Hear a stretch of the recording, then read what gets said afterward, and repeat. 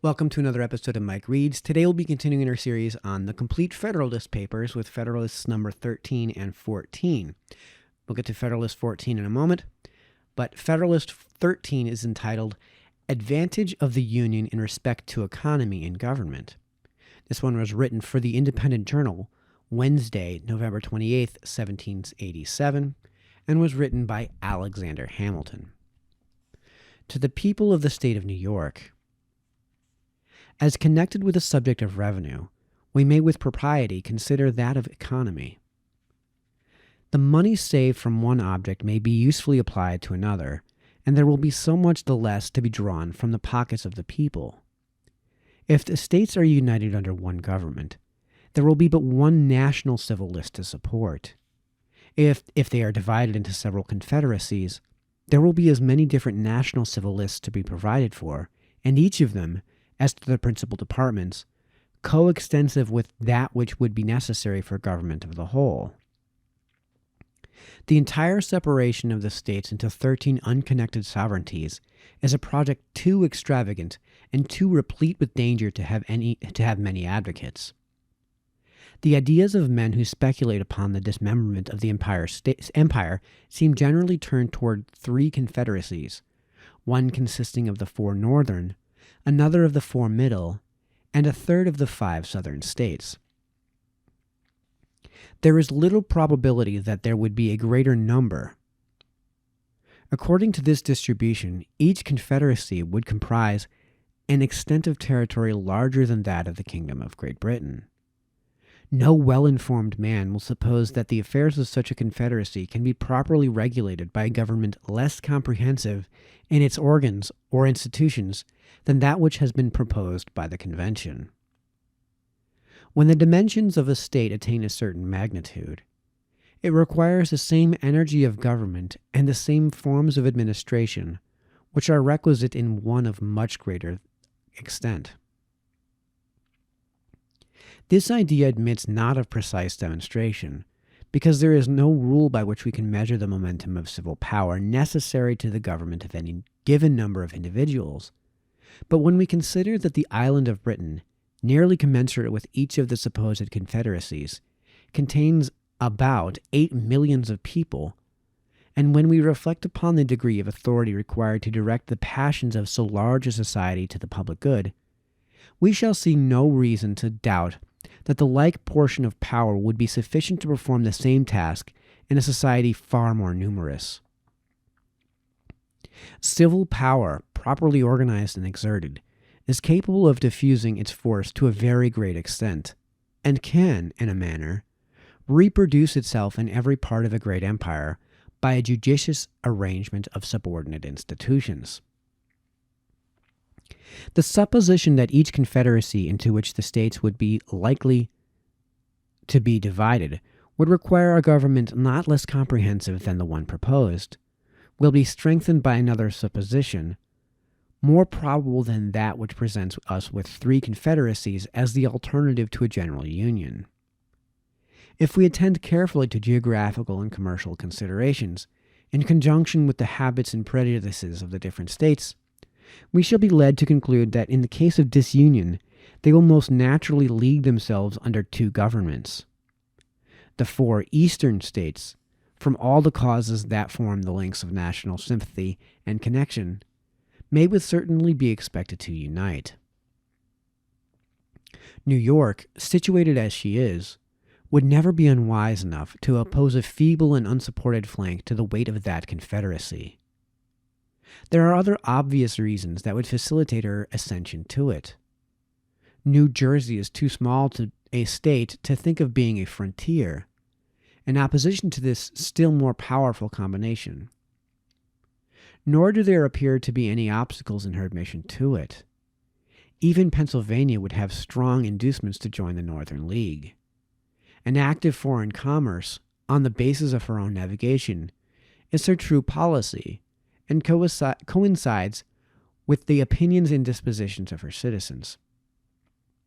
The more southern states, from various circumstances, may not think themselves much interested in the encouragement of navigation.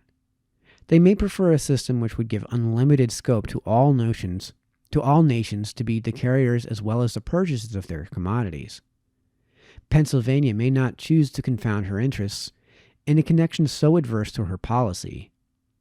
As she must at all events be a frontier, she may deem it most consistent with her safety to have her exposed side turned towards the weaker power of the Southern rather than the stronger power of the Northern Confederacy. This would give her the fairest chance to avoid being the Flanders of America. Whatever may be the determination of Pennsylvania, if the Northern Confederacy includes New Jersey, there is no likelihood of more than one confederacy to the south of that state. Nothing can be more evident than that the 13 states will be able to support a national government better than one half, one or one third, or any number less than the whole. This reflection must have great weight in obviating that objection to the proposed plan, which is founded on the principle of expense, an objection, however, which, when we come to take a nearer view of it, will appear in every light to stand on mistaken ground. If, in addition to the consideration of a plurality of civil lists, we take into view the number of persons who must necessarily be employed to guard the inland communication between the different confederacies against illicit trade, and who in time will infallibly spring up out of the necessities of revenue, and if we also take into view the military establishments, which it has been shown would unavoidably result from the jealousies and conflicts of the several nations into which the states would be divided, we shall clearly discover that a separation would be not less injurious to the economy than to the tranquility, commerce, revenue, and liberty of every part. Signed, Publius. Federalist number 14. Objections to the proposed Constitution from extensive territory answered. This was written, this is extracted from the New York Packet, Friday, November 30th, 1787, and was written by James Madison. To the people of the state of New York. We have seen the necessity of the Union as our bulwark against foreign danger, as the conservator of peace among ourselves, as the guardian of our commerce and other common interests, as the only substitute for those military establishments which have subverted the liberties of the old world, and as the proper antidote for the diseases of faction which have proved fatal to other popular governments, and of which alarming symptoms have been betrayed by our own.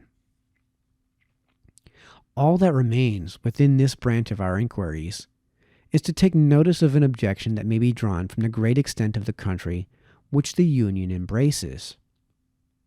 A few observations on this subject will be the more proper, as it is perceived that the adversaries of the new Constitution are availing themselves of the prevailing prejudice with regard to the practicable sphere of Republican administration in order to supply, by imaginary difficulties, the want of those solid objections which they endeavored in vain to find.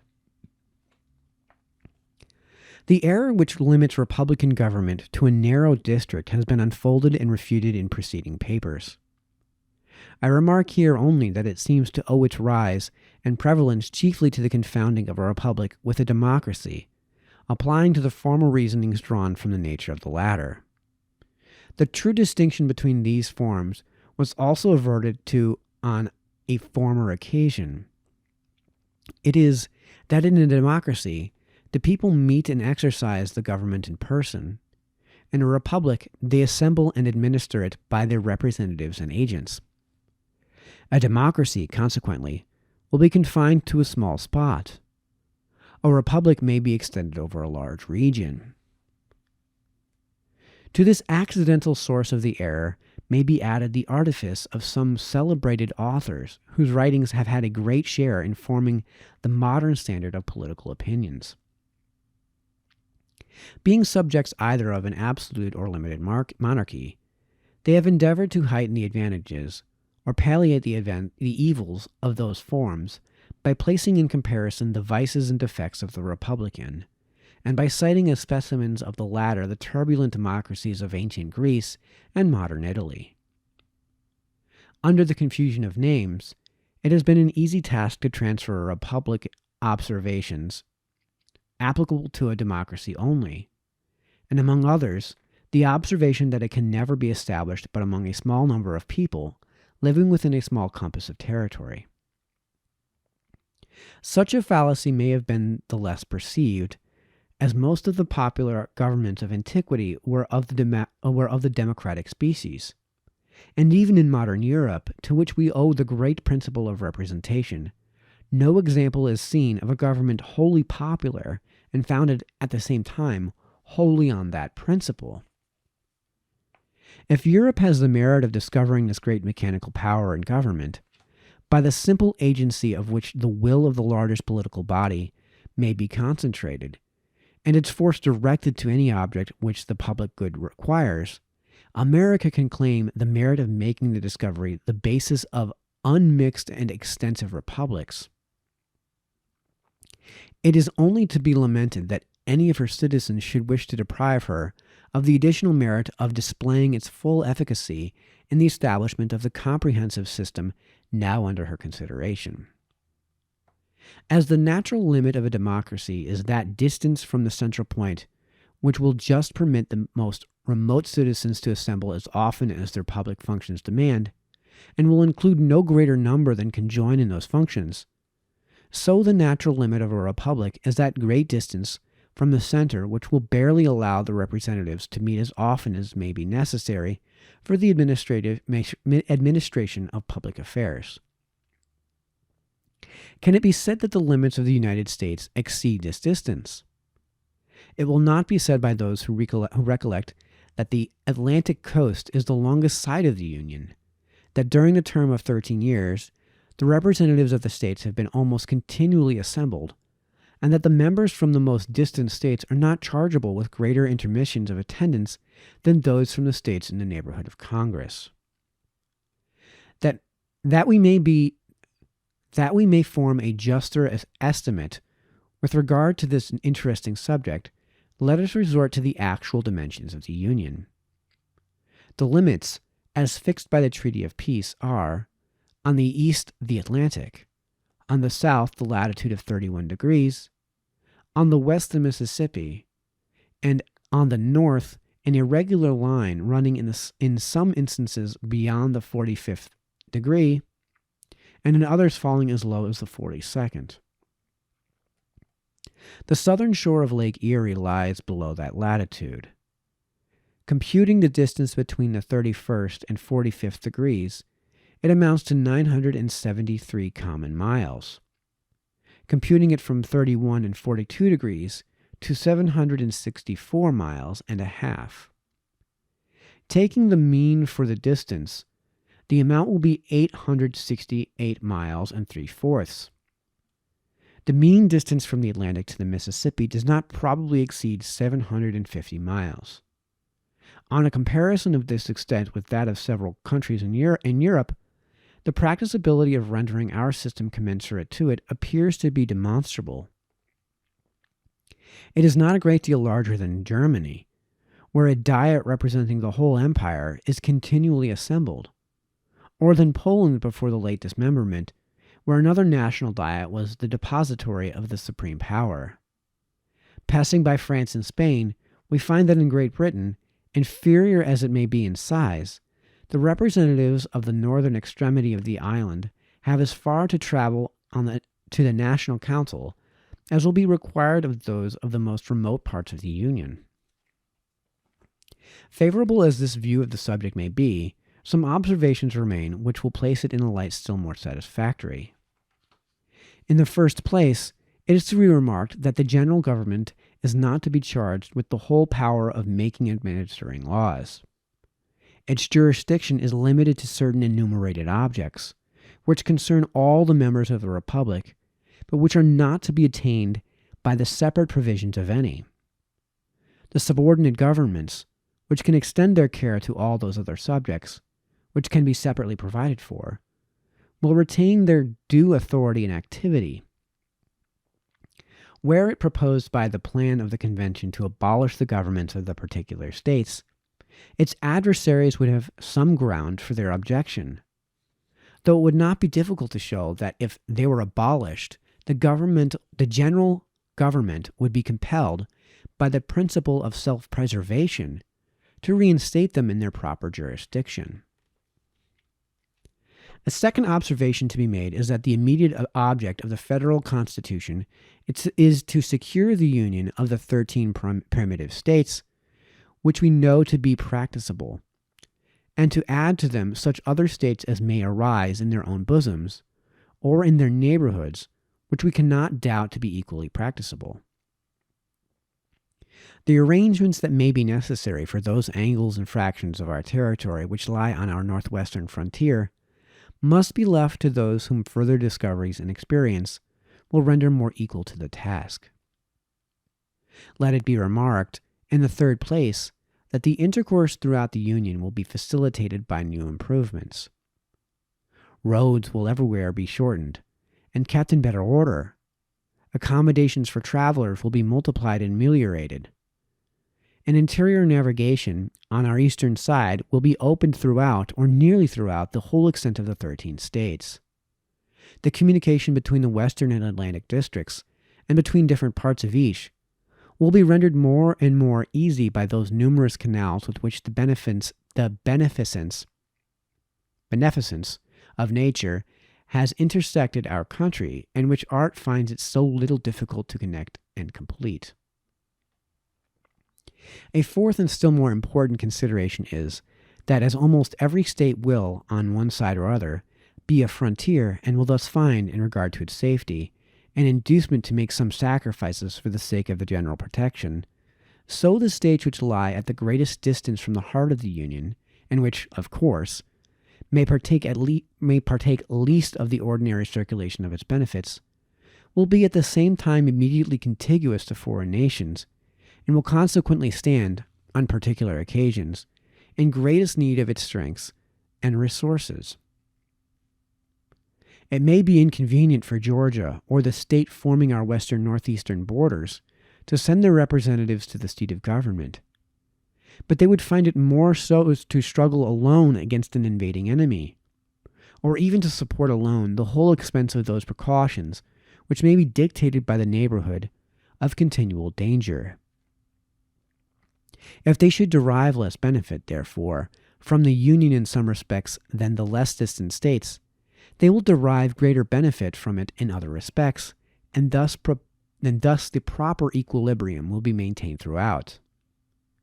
I submit to you, my fellow citizens, these considerations in full confidence that the good sense which has so often marked your decisions will allow them their due weight and effect, and that you will never suffer difficulties, however formidable in appearance, or however fashionable the error on which they may be founded, to drive you into the gloomy and perilous scene into which the advocates for disunion would conduct you. Hearken not to the unnatural voice which tells you that the people of America, knit together as they are by so many cords of affection, can no longer live together as members of the same family, can no longer continue the mutual guardians of their mutual happiness, can no longer be fellow citizens of one great, respectable, and flourishing empire. Hearken not to the voice which petulantly tells you that the form of government recommended for your adoption is a novelty in the political world, that it has never yet had a place in the theories of the wildest projectors, that it rashly attempts what is impossible to accomplish. No, my countrymen, shut your ears against this unhallowed language. Shut your hearts against the poison which it conveys, the kindred blood which flows in the veins of American citizens, the mingled blood which they have shed in defense of their sacred rights, consecrate their union, and excite horror at the idea of their becoming aliens, rivals, enemies. And if novelties are to be shunned, believe me, the most alarming of all novelties, the most wild of all projects, the most rash of all attempts, is that of rendering us in pieces, in order to preserve our liberties and promote our happiness. But why is the experiment of an extended republic to be rejected merely because it may comprise what is new, Is it not the glory of the people of America that, whilst they may have paid a decent regard to the opinions of former times and other nations, they have not suffered a blind veneration for antiquity, for customs, or for names to overrule the suggestions of their own good sense, the knowledge of their own situation, and the lessons of their own experience? To this manly spirit, posterity will be indebted for the possession, and the world for the example, of the numerous innovations displayed on the American theater in favor of private rights and public happiness. Had no important state been taken by the leaders of the Revolution for which a precedent could not be discovered, no government established of which an exact model did not present itself, the people of the United States might, at this moment, have been numbered among the melancholy victims of misguided counsels, must at best have been laboring under the weight of some of those forms which have crushed the liberties of the rest of mankind. Happily for America, happily, we trust, for the whole human race, they pursued a new and more noble course. They accomplished a revolution which has no parallel in the annals of human society. They reared the fabrics of governments which have no model on the face of the globe. They formed the design of a great confederacy, which it is incumbent on their successors to improve and perpetuate. If their works betray imperfections, we wonder at the fewness of them. If they erred most in the structure of the Union, this was the work most difficult to be executed. This is the work which has been now modeled by the act of your convention, and it is that act on which you are now to deliberate and to decide. Signed by Publius. All right, so we will continue in our next read in the Complete Federalist Papers with Federalist 15 in our next read. It is entitled The Insufficiency of the Present Confederation to Preserve the Union, and it was written by Alexander Hamilton. So until then, this has been Mike, signing off.